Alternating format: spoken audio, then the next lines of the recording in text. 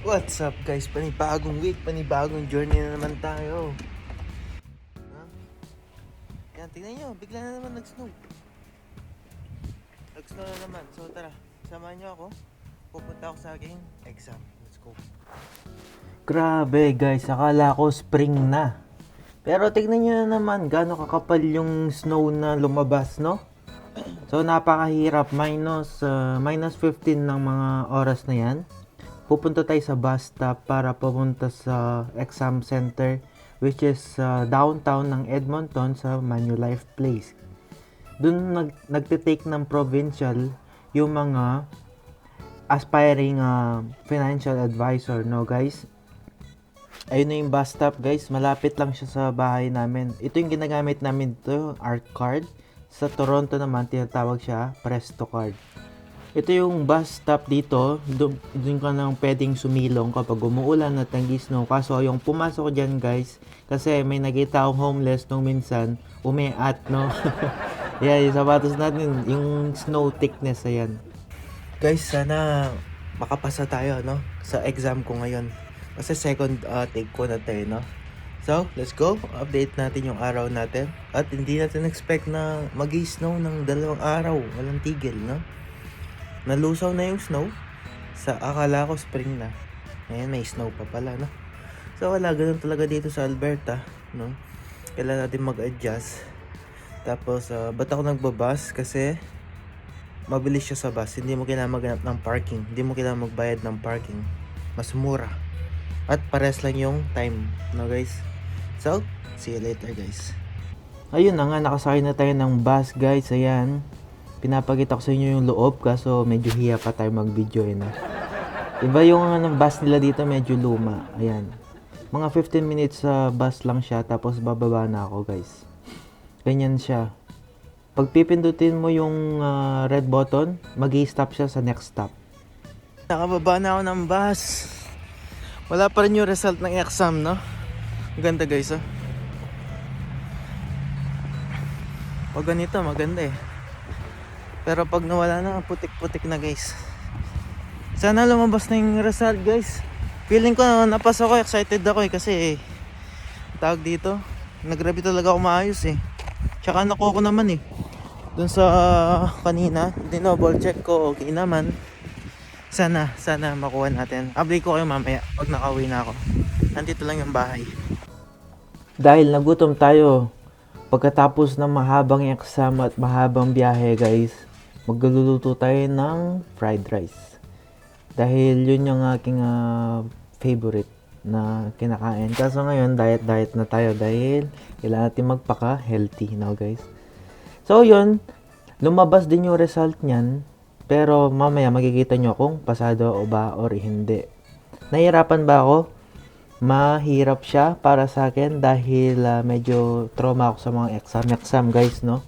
Hirap akong mag-take ng exam, natatakot ako. Pero na lalabanan ko naman yung takot through ginagawa ko yung dapat gawin, no guys? Yan.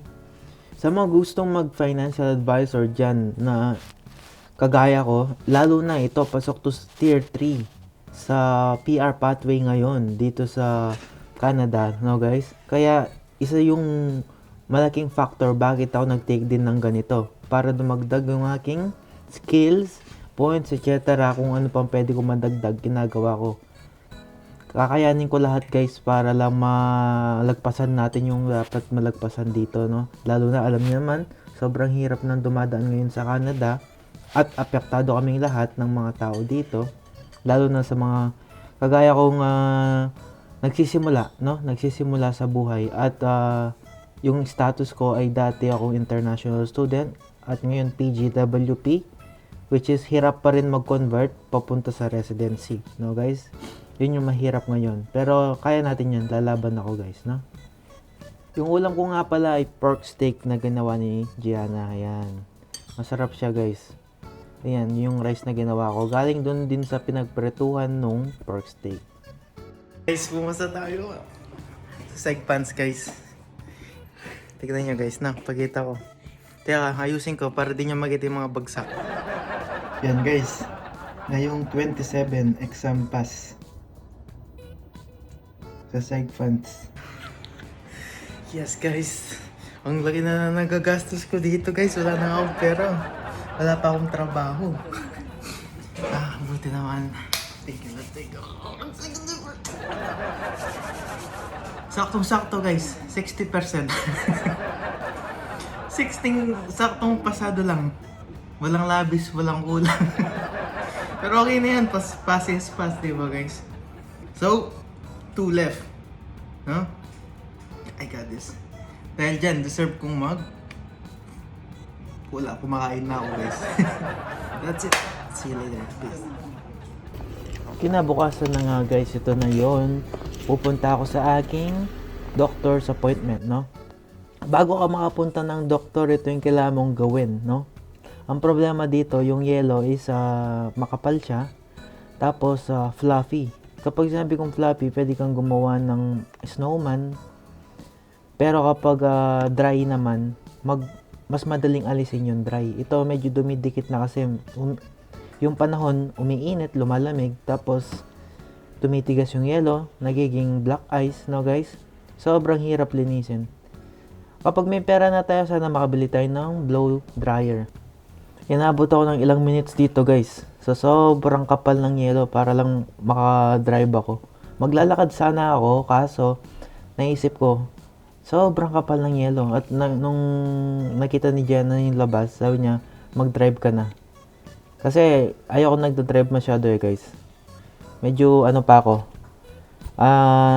Ninenervyos. Baka kasi tamaan ako ng hilo instant no? Kasi nangyari yun nung minsan Bigla akong tumigil sa gilid.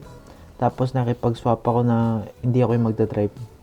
Pinadrive ko noon si Gianna, no guys? Si Bossing. Ayan, tignan nyo. Sobrang hirap alisin yan guys. Akala nyo madali? Hindi. Sobrang ganda sa view. Maganda sa paningin, no? Pero ang hirap sa pakiramdam. Malamig na. Yan, naninigas na yung kamay ko dyan guys. Wala akong gloves. Pero kinakaya natin dahil kailangan natin pumunta dun sa doktor para malaman kung ano ba nangyari sa akin. Kasi yung taas na yan guys, kaya rin pinapaalis, nagkukos din yan ng accident sa ibang drivers, no? Kapag nag-drive ka, yung na yan, yung snow sa taas, pupunta yan sa likod ng kabilang kotse. Tapos magiging siyang parang hamog. So, yung visibility nila bababa. Magkakaroon ng chance na may mga aksidente. Ganun yun. Sa Ontario naman, kapag yung ganyan, black ice na talaga siya, kailangan mong alisin dahil kapag bumagsak yun sa kalsada, tapos biglang tinamaan yun ng kotse, madadrive niya, malay mo tataob yung kotse or maaksidente. Maraming consequence guys. Kaya kailangan talaga, para sa akin, nililinis dapat. Kung linisin dapat. Itong ganyang naka-texture, okay pa. Kasi lilipad lang sa hangin Kaso, yun nga sinabi ko, baka kapag black ice na sila, mahulog, aksidente na yun guys. Ayun na nga. Nandito na tayo sa clinic at naghihintay ako. Ang appointment ko ay 10:30. At maghihintay ako ng ilang oras bago ako makapasok sa room. At nasa room na ako. Waiting pa rin ako ng another hour para lang ma-check nila yung blood work ko. Yan. Nainip na ako guys. Tignan nyo yung mukha ko. Grabe. Sobrang tagal. Pero ganyan talaga dito. Pantay-pantay. Grabe guys, ang tagal. Check lang yung blood work. Inabot na ako ng 2 oras dito. Ganun talaga, no? Kailangan maghintay. Pantay-pantay din na maghintay ka ganso katagal. Kaso sobrang bagal talaga nila. Wala tayong magawa. Ayun na guys, pauwi na tayo. At kailangan ko lang mag-diet and exercise. No, yun na lang yung masasabi ko. Basta magigita nyo ako niyan na madalas ako mag-exercise at proper diet, no? Healthy lifestyle, guys.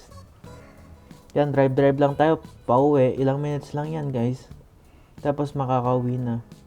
So, sa napansin ko ngayon sa sitwasyon ko, guys, habang tumatagal, nare-realize ko na kailangan ko mag-pause sandali sa buhay. Dahil, dati, nagmamadali ako. Gusto ko agad-agad nakukuha ko. Lahat ng plano ko dapat nagagawa ko, dapat natutupad. Pero ngayon, sa nangyari sa akin ngayon, wala akong trabaho. Yung health ko may problem. Hindi naman major, pero kailangan kong asikasuhin or else magiging major, no guys? Tapos dati palagi akong insecure, no? Gusto ko ganyan, gusto ko ganito, pero hindi pala ganun. Kung anong plano ni Lord sa'yo, guys, yun yung masusunod. Kaya ngayon, ang wini-wish ko na lang, kung ano man talagang gustong pagawa sa akin, yun na lang. At nangangarap pa rin ako, mataas pa rin yung ambition ko, pero kung ano man mangyari, yun na. Pero ginagawa ko yung best ko araw-araw, guys, para malagpasan ko yung mga ganito, no? Parang pina-atras ako sandali para magpahinga, isipin yung dapat isipin. Eto na ngayon, na na-realize ko na, which is okay din. Hindi to lahat about sa pera. Kailangan ko malaman paano mabuhay. Kailangan ko matutunan paano mag-enjoy. Kailangan ko matutunan paano appreciate yung mga bagay-bagay sa paligid. At kailangan ko matutunan paano mag-smile. Dahil palagi akong seryosong tao. No guys? Sa vlog masaya pero sa totoo seryoso ako. Yan, nakauwi na tayo. Tingnan yung mga, di ko alam anong tawag sa mga yan. Icicles? Di ko alam guys. Yung mga nasa gilid ng mga yan. Di ko alam tawag sa mga yan pero ang ganda. Grabe. Yan, yung snow. Tingnan nyo. No? Sobra na naman dami. No guys? Salamat sa suporta and see you again sa ating next video. Peace.